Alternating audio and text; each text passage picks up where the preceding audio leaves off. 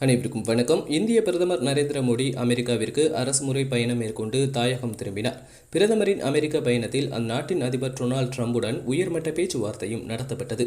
இதனிடையே அமெரிக்காவுக்கு சென்ற பிரதமர் மோடி இந்தியாவுக்கு இந்தியர்கள் அனுப்பி வைக்கப்பட்ட போது அவர்கள் கைவிலங்கிடப்பட்டு அனுப்பப்பட்டது தொடர்பாக கேள்வி எழுப்ப வேண்டும் என கோரிக்கை எழுந்தது.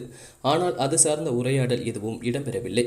இந்த நிலையில் இதனை விமர்சித்து தமிழ்நாட்டில் நூற்றாண்டுகள் பெருமை கொண்ட விகடன் குழுமம் கார்ட்டூன் ஒன்றை வெளியிட்டிருந்தது. இந்த விஷயத்திற்கு தமிழக பாஜக உட்பட பல அமைப்புகள் கண்டனம் தெரிவித்தன.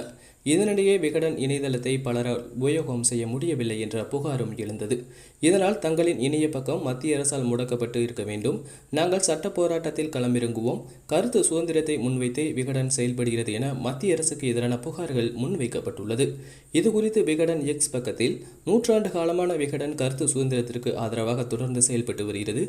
எப்போதும் கருத்து சுதந்திரத்தை முன்வைத்து இயங்குவோம். ஒருவேளை இந்த அட்டைப்படம் காரணமாக மத்திய அரசால் இணையதளம் முடக்கப்பட்டிருந்தால் அதையும் சட்டப்படி எதிர்கொள்வோம் என்பதை தெரிவித்துக் கொள்கிறோம் என கூறப்பட்டுள்ளது.